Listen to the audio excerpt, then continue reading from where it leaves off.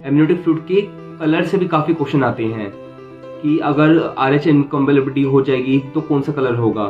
ठीक है, IUD बच्चा है तो उसमें जो एमनियोटिक फ्लूइड का क्या कलर होता है, डायरेक्ट क्वेश्चन आते हैं।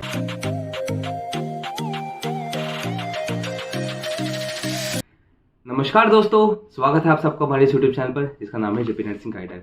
मेरा नाम है प्रेष शर्मा और आज की हम बहुत इंपॉर्टेंट वीडियो लाए हैं बच्चों कि OBG के कौन से इंपॉर्टेंट टॉपिक्स हैं जो आपको कवर अप करने हैं।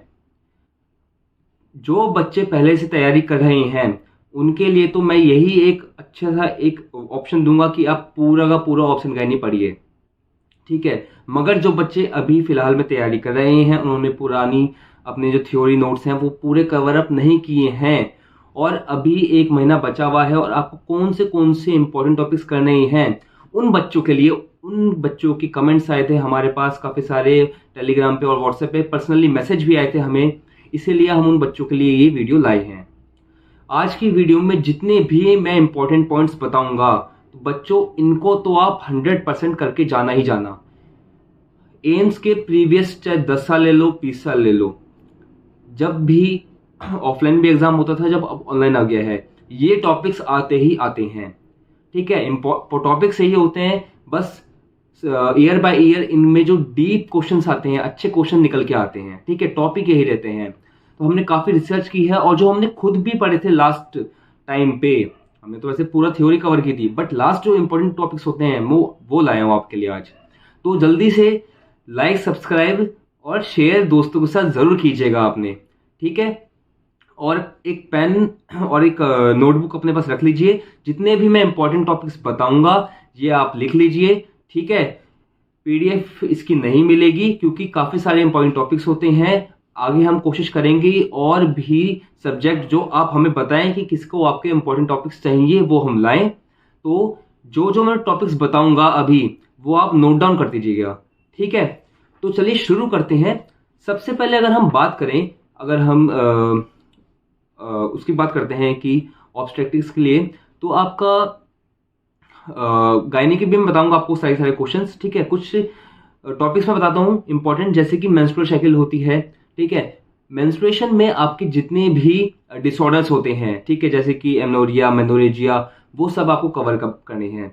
ठीक है, एनाटॉमी एंड फिजियोलॉजी, जैसे कि यूट्रस, ब्रेस्ट होती हैं और जितने भी इंटरनल ऑर्गन्स होते हैं हमारे सारे, उनकी इमेज भी आ जाती हैं कितनी बार, या फिर उनके डायरेक्ट 1 लाइनर क्वेश्चन आ जाते हैं। ठीक है, साथ में इसी में हमारा हार्मोन्स होता है ना। हार्मोन्स के काफी सारे अलग अलग होते हैं, ईस्ट्रोजन, प्रोजेस्टेरोन, किस टाइम पे कौन सा हाई होता है, किसी की वजह से SCG बढ़ता है, SCG अलग होता है टॉपिक। तो ये सब काफी सारे हार्मोन्स होते हैं। ठीक है, ये भी पढ़ के जाइएगा, इसमें 1 लाइनर्स आराम से बनते हैं, आराम से। साथ में PID, ठीक है, उसके भी आपको बनते हैं। और जब हमने मेंस्ट्रुएशन की बात की है तो हम मेनोपॉज नहीं बोल सकते। मेनोपॉज से भी छोटे छोटे क्वेश्चन बड़े आसानी से बन जाते हैं कि क्या एज होती है और पहले जो मेनोपॉज हो जाता है उसको क्या बोलते हैं। छोटे मोटे टॉपिक्स बन जाते हैं, ज्यादा टाइम नहीं लगेगा, आप आराम से इसको कवर अप कर सकते हैं। आगे बात करते हैं तो फर्टिलाइजेशन और इम्प्लांटेशन की, कि कौन से डे पे फर्टिलाइजेशन हो सकती है ना। ब्लास्टोमा का फॉर्म होता है और जो हार्ट होता है बच्चे का वो कब फॉर्म होता है, तो ये सब उसमें आता है। छोटे छोटे टॉपिक्स हैं, डीप में अपना टाइम वेस्ट मत कीजिएगा।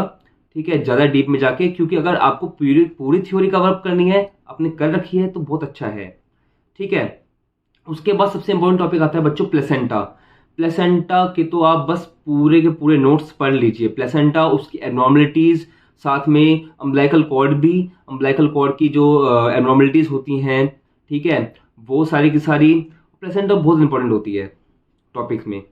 उसके बाद हमने बात करते हैं, प्लेसेंटा आ गया है तो हम यूट्रस के अंदर, बच्चे के अंदर, है ना, एमनियोटिक फ्लूइड कैसे बोल सकते हैं कि न्यूट्रिशन जो होता है वो अम्बिलिकल कॉर्ड से मिलता है। मगर जो एमनियोटिक फ्लूइड क्या बनता है, क्या होता है, कितना उसका अमाउंट रहता है यूट्रस के अंदर, साथ साथ में एमनियोटिक फ्लूइड का जो कलर होता है, ठीक है, जितनी भी एब्नॉर्मलिटीज हैं वो सब आप पढ़ लीजिएगा।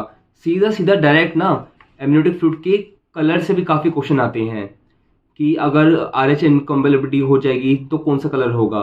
ठीक है, IUD बच्चा है तो उसमें जो एमनियोटिक फ्लूइड का क्या कलर होता है, डायरेक्ट क्वेश्चन आते हैं, ठीक है। उसके बाद हम बात करें तो चेंजेस ड्यूरिंग प्रेगनेंसी, प्रेगनेंसी के दौरान जितने भी चेंजेस होते हैं मदर में, वो सारे, उनमें काफ़ी सारे टॉपिक्स आते हैं, मतलब जैसे कि कार्डियोवास्कुलर आता है, न्यूरोलॉजिकल हार्मोन्स के लिए आते हैं, ब्रेस्ट चेंजेस होते हैं, स्किन चेंजेस होते हैं, है ना। जैसे कि स्किन चेंजेस में हम बात करें, लीनिया नाइग्रा हो गया, और जो हम कोलिज्मा बोलते हैं ज़्यादातर, है ना, वो हो जाते हैं, और नेट वेट गेन मदर का। तो ये काफ़ी सारे टॉपिक्स होते हैं, ठीक है। आप डीसी दत्ता को प्रेफर कर सकते हैं, उसमें है, या फिर आपके जो थियोरेटिकल नोट्स हैं आपके कोचिंग के या कहीं के भी, वो आप कवर अप कर सकते हैं, ठीक है। ये हो गया। उसके बाद साइंस, जितने भी हमारे प्रिजम्पटिव साइंस होते हैं, प्रोबेबल साइंस होते हैं और पॉजिटिव साइंस होते हैं, इन 3 टॉपिक्स में ना सारे साइंस आपके, चाहे हेगर हो गया, गुडल्स हो गया, ठीक है, और सेंट्रल साइन हो गया, ये सारे के सारे आप कवर अप हो जाएंगे, ठीक है, सारे के सारे।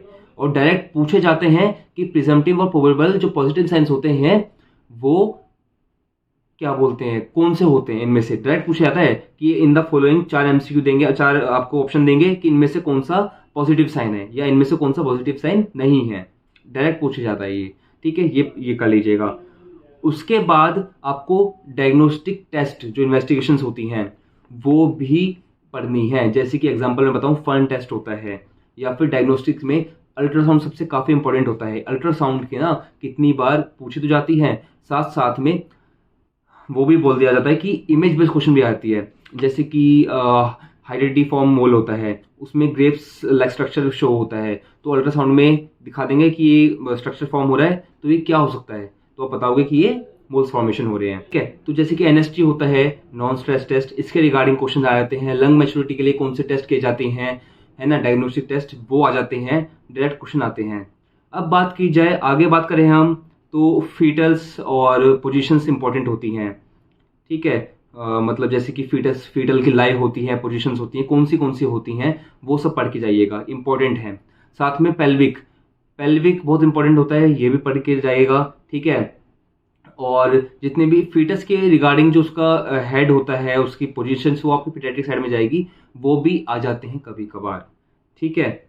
उसके बाद हम बात करें, जितनी भी ग्रिप्स होती हैं, ठीक है, ऑब्स्टेट्रिकल जो ग्रिप्स होती हैं, जिसको हम लियोपोल्ड मैन्यूवर भी बोलते हैं, ये कौन सी होती हैं, लाई, फंडल, लेटरल ग्रिप्स, जो 4 ग्रिप्स होती हैं ना, ये आती हैं, डायरेक्ट पूछी भी जाती हैं। कितनी बार इसकी इमेज बेस्ड क्वेश्चन आ जाती हैं, ठीक है, ये पूछे जाते हैं। साथ में मैं बताऊं, फीटल जो पोजीशंस होती हैं उसकी भी इमेज पूछी जाती है कितनी बार, ठीक है बच्चों। तो डीसी दत्ता काफ़ी अच्छी बुक है, ठीक है। अगर आपको इमेजेस देखनी है तो डायरेक्ट आप उसमें जाएं, उसमें से इमेज देख लीजिएगा, ठीक है। अब बात करें, हाँ, जब हम ये बात ही करें तो आप लेबर मत भूलिएगा, जो स्टेजेस और मैकेनिज्म ऑफ लेबर है वो पूरा पढ़ के जाइएगा, उसमें से भी क्वेश्चन आते हैं, ठीक है। आगे बात करें हम ब्रेस्ट फीडिंग और लैक्टेशन, ठीक है। ब्रेस्ट फीडिंग और लैक्टेशन में मतलब क्या होता है, कितनी बार पूछा जाता है कि मिल्क के रिगार्डिंग सवाल पूछा जाता है कि कितनी कैलोरीज होती हैं जो ह्यूमन मिल्क होता है।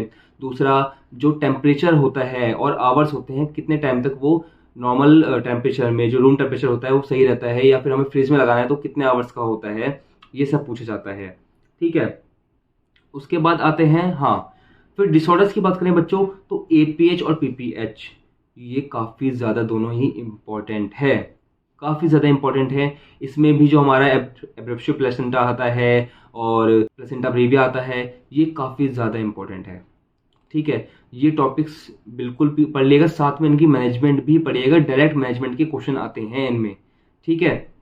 और जब डिसऑर्डर्स की बात कर रहे हैं तो हम PIH नहीं बोल सकते, है ना, प्रेगनेंसी इंड्यूस्ड हाइपरटेंशन। इसके बाद इसमें इक्लैम्शिया, प्री इक्लैम्शिया, ये सब जो आते हैं, ये टॉपिक्स बहुत ज़्यादा इंपॉर्टेंट है बच्चों। इनकी मैनेजमेंट में क्या डायरेक्ट पूछा जाता है कि अगर हम मैग्नीशियम दे रहे हैं, ठीक है, ड्रग ऑफ चॉइस, तो साथ में उसका एंटीडोट क्या रखा जाएगा, ठीक है, डायरेक्ट क्वेश्चन पूछे जाते हैं इसके। इनके साइंस पूछे जाते हैं कि PIH के क्या साइन होते हैं, और अगर PIH है तो उसमें अगर एडिशनल ये साइन जुड़ गया तो प्री एक्लैम्शिया किसे बोलते हैं, डायरेक्ट पूछे जाते हैं, ठीक है। और इक्लैम्शिया क्या पूछा जाता है, डेफिनेशन पूछी जाती है डायरेक्ट कि ये डेफिनेशन क्या है इनमें से ये, ठीक है बच्चों, तो ये ध्यान रखिएगा।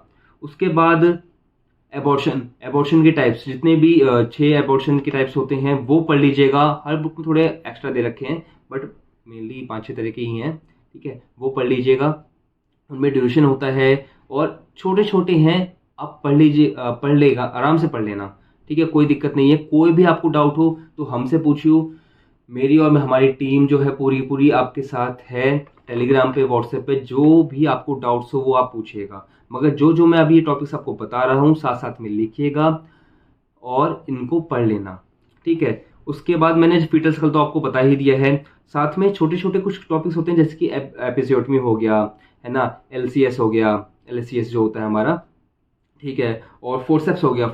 इन फोर्सेप्स के तो डायरेक्ट क्वेश्चन पूछे जाते हैं।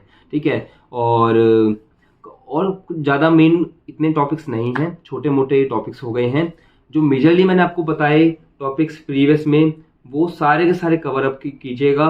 और साथ में जो इमेज बेस्ड क्वेश्चन के लिए मैं बता रहा हूँ, इमेज बेस्ड क्वेश्चन के लिए आप OBG की जो DC दत्ता है हमारी बुक, उसको फॉलो कीजिएगा। अगर PDF हमें मिलेगी तो हम ग्रुप में फॉरवर्ड कर देंगे वो आपको। ठीक है, और अगर किसी के पास, ज़्यादातर सबके पास बुक होती हैं ये, अगर घर पे आपके पास बुक है तो उनमें से सारी उसकी इमेजेस देख लीजिएगा, उसके बाहर इमेजेस नहीं आती हैं। एम्स ने अगर आप पहले पेपर देखोगे तो डायरेक्ट वही इमेजेस दे रखी हैं। ठीक है, डायरेक्ट वही इमेजेस दे रखी हैं, तो आप उनमें से कवर अप कीजिएगा और सारा का सारा। और कोई आपको डाउट लगे और कोई आपको टॉपिक ऐसा लगे, देखो OBG में काफ़ी सारे टॉपिक्स हैं जो मैंने अपनी लिस्ट में नहीं बताए हैं, ये मैं मानता हूँ, मगर जो मैंने टॉपिक्स बताए हैं इसमें से आपको कोई ये नहीं बोलेगा कि ये आते नहीं हैं। इनमें से सारे के सारे टॉपिक्स आते हैं। ठीक है, तो आप ये तो कवर कीजिएगा। अगर आपको एक्स्ट्रा टाइम मिले या आपने पहले से पढ़ रखा है तो उसको भी रिवाइज बिल्कुल कीजिएगा बच्चों, क्योंकि रिवीजन और MCQ प्रिपरेशन ही आपको एग्जाम में पास करवा सकता है, और पास नहीं, आपका सिलेक्शन करवा सकता है।